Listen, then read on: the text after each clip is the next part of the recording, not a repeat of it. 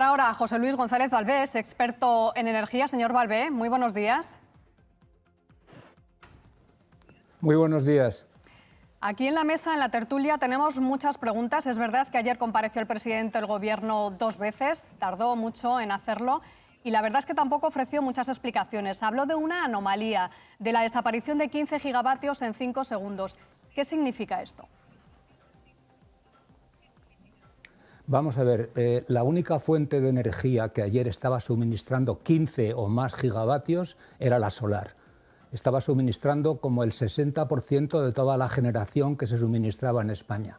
Hay que tener en cuenta que la solar no es una central ni 15 centrales de 1 megavatio, son millones de paneles repartidos por toda la geografía española que emiten dos cosas, emiten flujo eléctrico hacia una subestación y emiten una señal de información para gestionar ese flujo eléctrico. ¿Qué quiere decir eso? Quiere decir que gestionar el flujo eléctrico y la señal de información paralela a ese flujo eléctrico de millones de paneles es muchísimo más complicado que gestionar el flujo eléctrico y la señal de 15 centrales de 1 megavatio.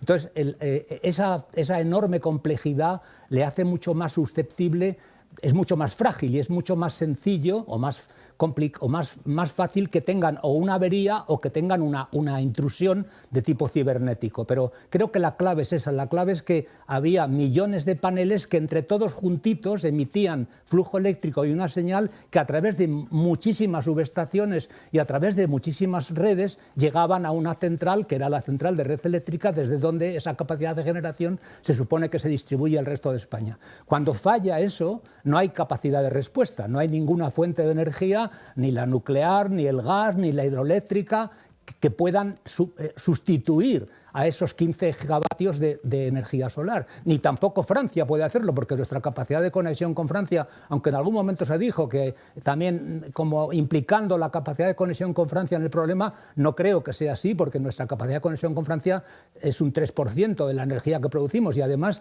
justamente a las 12:33 estábamos exportando energía a Francia.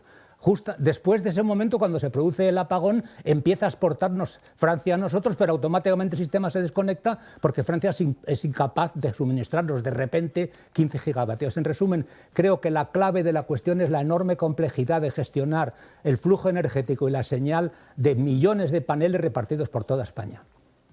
Ese sería o lo que había ocurrido, pero ¿por qué hemos llegado a esa situación? ¿Qué nos ha llevado hasta ahí? Pues hombre, tener millones de paneles por toda España es evidente. Si en vez de tener millones de paneles tuviéramos 20 centrales nucleares como tiene Francia, es mucho más sencillo gestionar la entrada de generación y la entrada de señal de esa generación de 20 centrales de 1 megavatio, que serían 20 gigavatios, que no de millones de paneles, eso es evidente. ¿Se puede volver a repetir esta situación?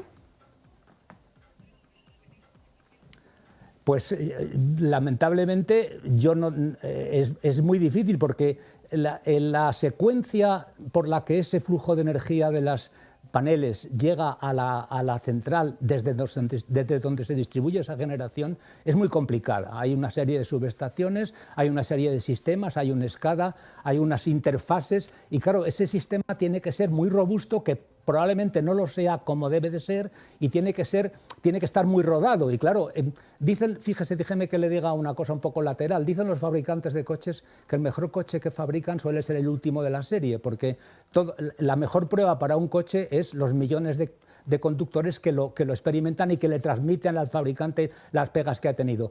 Hay que reconocer que esta generación solar es absolutamente novedosa en España. Nunca habíamos tenido millones de paneles repartidos por España generando energía eléctrica. Entonces, creo que es una consecuencia de la novedad de esa situación. Habíamos tenido centrales hidroeléctricas, centrales nucleares, centrales térmicas, que, por ejemplo, recordar que Aldea Dávila, que es una central hidroeléctrica, tiene 1 megavatio. 15 centrales como Aldea Dávila son los 15 gigavatios que ayer mencionaba el presidente del Gobierno, pero bueno, para conseguir 15 gigavatios con paneles solares hace falta millones de paneles. Claro. Insisto, creo que la clave está en la enorme complejidad de esa secuencia de flujo eléctrico y de señal de información paralela al flujo eléctrico de esos millones de paneles. Señor González Valvé, me ha parecido entender también por su explicación que usted considera que es más debido a una posible avería que no a un ciberataque. Ha dicho usted eso, ¿verdad? Ahí sí que sinceramente no lo puedo saber. Creo que nadie lo sabe y creo que va a ser difícil saberlo porque podrían ser las dos hipótesis. Podría ser, más que avería, yo diría un defecto en el sumatorio o en la integración de todos esos flujos energéticos y señales. Y esos defectos pueden haberse producido de una manera casual o de una manera intencionada. Ahí es donde ya la hipótesis yo no la puedo manejar, pero pueden ser las dos cosas. Pero creo que la clave esencial de por qué ha pasado esto está en que hemos pasado de un sistema que producía mucha energía en muy pocos puntos a un sistema que produce muy poca energía en muchísimos paneles, puntos. Y gestionar eso es mucho más complicado. Y como dice, es posible que no tengamos una respuesta entonces definitiva por parte de Red Eléctrica, que el presidente del Gobierno, por ejemplo, nos pueda dar una explicación de dónde fueron esos 15 gigavatios. Es que yo creo que precisamente el problema es que los 15 gigavatios no salieron de un punto ni de 15 puntos, salieron de millones de puntos. Entonces, claro, usted imagínese lo que es explorar, y a la vez, hay que hacer un back, hay que hacer marcha atrás de esa... Y a la vez simultáneo para detectar efectivamente dónde se produjeron los fallos. Y eso supongo que es lo que estarán haciendo. Pero claro, no es ir marcha atrás hacia 15 centrales de 1 megavatio, es ir marcha atrás hacia millones de paneles de kilovatio. Es verdad que poquito a poco fuimos recuperando lo que es el suministro eléctrico, la luz volvió a las casas, pero tardó más lo que es la telefonía móvil. ¿Esto siempre es así? Bueno, es que claro, muchos de los repetidores de telefonía móvil están alimentados por energía eléctrica. Y claro, que aquí volvemos otra vez al razonamiento que hacía antes. También hay, no sé si millones, pero desde luego cientos de miles de repetidores telefónicos por toda España, cada uno con su fuente de energía. Y evidentemente no debe ser fácil restituir el servicio de suministro energético de esos miles de repetidores por toda España. ¿Usted había vivido alguna situación similar, no ya en España, pero a lo mejor en otro país? Pues no, porque vuelvo al razonamiento que hacía antes, es que nunca hemos tenido una generación de energía que fuera la integración de millones de paneles produciendo un poquito menos de 1 kilovatio por panel o incluso menos, ¿no? Eso es una novedad y yo creo que estamos pagando el pato de esa novedad.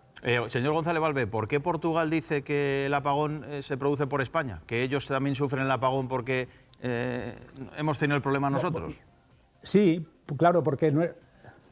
Bueno, porque efectivamente, así como la interconexión con Francia es muy bajita, no llega ni al 3% de la energía que más o menos consumimos o que demandamos, en cambio el sistema español y el portugués están integrados, hay un sistema ibérico, o sea, la generación es absolutamente fluida. Entonces, claro, en cuanto España produce el colapso, se produce en Portugal porque prácticamente es la misma red. O sea, el sistema ibérico, fíjese usted que hemos hablado ayer y se ha hablado, todos los responsables han hablado del sistema ibérico, ¿no? El sistema ibérico existe como tal, es decir, una integración tremenda entre Portugal y España. Portugal planteó al principio una hipótesis un poco, yo casi llamaría de ciencia ficción, que es lo que llamaba una vibración atmosférica inducida, que es que algunas redes habrían entrado en resonancia. La resonancia es aquello que tiró el famoso puente de Tacoma en Estados Unidos, cuando un regimiento empezó a pasar por un puente colgante y el paso del regimiento entró en resonancia con la vibración del puente y al final el puente se hundió. Bueno, esto podría ocurrir en una línea eléctrica, podría ocurrir que el viento hiciera vibrar el cable de la línea y entrara en resonancia con la vibración del viento y al final rompiera el cable. No creo que haya sido eso, Portugal dijo eso, pero más bien pienso que es lo que hemos comentado al principio, es decir, la complejidad y la fragilidad de integrar millones de fuentes de suministro de paneles solares en un sistema que pasa por muchas fases y que en muchas de esas fases son muy accesibles para el intrusismo o para la avería. Señor González Valvé, muchísimas gracias por sus explicaciones. De nada, buenos días a vosotros y esperemos que no se repita. Esperemos, gracias. Estábamos diciendo antes que hemos vivido jornada histórica con la pandemia, con